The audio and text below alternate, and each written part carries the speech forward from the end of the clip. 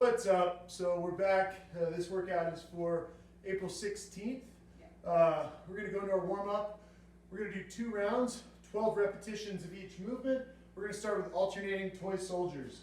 Maggie's going to keep a straight leg, alternating, touching your hand to your opposite foot, trying to stretch the hamstrings. After 12 reps, we're going to do 12 reps of alternating lateral lunge. Notice how Maggie's bringing her feet together, stepping out to the side. After 12 of those, 12 Supermans, lying on the belly, extending up and relax. Trying to engage that low and mid back, squeezing your glutes as well. After that, we'll go to the high plank position. We're going to do 12 frog jumps, landing in flat feet, stretching our groin and our hips and our ankles. We're going to run through this warm-up for 2 rounds. Have fun. Our first of 2 elements for today, we're going to run through a 12-minute AMRAP, don't quit AMRAP. This is going to be, you're going to have one piece of equipment, you're going to try to do the same task for the entire 12 minutes. Every time you have to break the task up or rest, you're going to do 5 burpees or 10 squat jumps. Maggie has a 20-pound kettlebell and a 20-pound dumbbell here. What we're going to do is demonstrate with both. We're going to just alternate a clean, a press, and a squat. But we're going to do it in a different order. We're going to swing switch, clean, squat, and press. You can thruster or strict or push press out of that. Now let's watch Maggie do a few reps. Notice when she lowers the kettlebell down, she's going to do a swing, switch up at the top, swing into her next clean. So one more time, cast, swing, switch, clean, squat, press.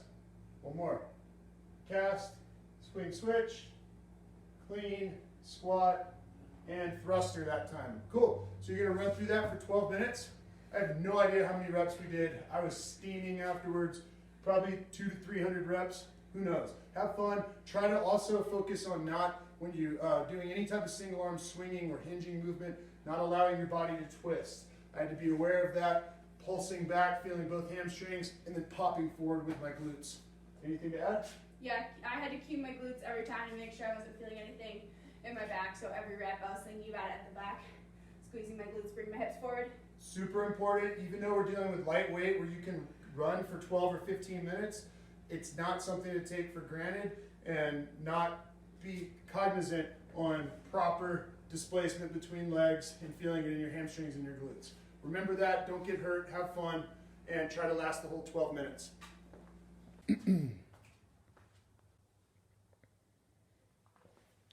Welcome back. This will be our conditioning segment for today. We're going to go into some interval work. So I have my Tabata Pro app here. I've got yellow as my prepare field. I've got 10 seconds. I've got 30 seconds of work and 15 seconds of rest for 40 intervals. This comes to just about 30 minutes. Now, think of this, it's a long duration, but 30 seconds is going to be working every round, and you're going to have 15 seconds of rest. So a third of the time, you're going to be resting. So you got to really hammer it when you're in the working intervals. We're going to do 5 different stations, A, B, C, D, E. That's 1 round, you're going to do 8 rounds, okay? So each of these are 30 seconds of work. Let's look at Maggie here. She's in a high plank position.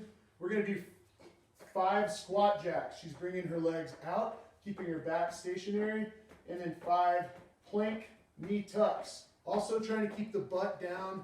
As soon as you finish 5 and 5, go right back. Do that complex or that series as many times as you can in the 30 seconds.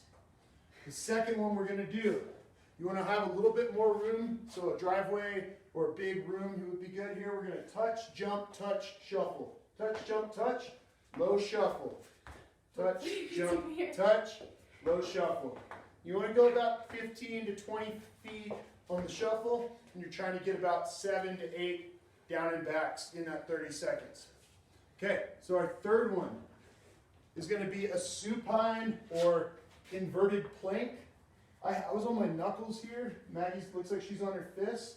Her butt needs to be as high off the ground as possible, and we're going to knee tuck. We're bringing a knee into the chest and alternating legs every rep.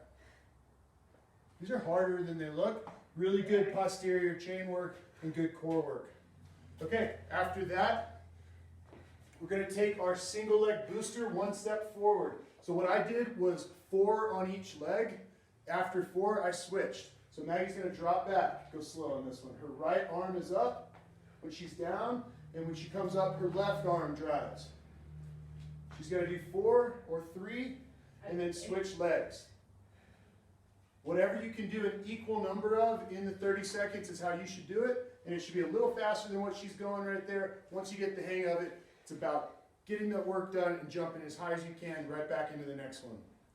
All right, so our last movement is going to be a high plank walkout. So starting in a high plank position, walking our hands out maybe 4 to 6 steps, and then 2 big steps back.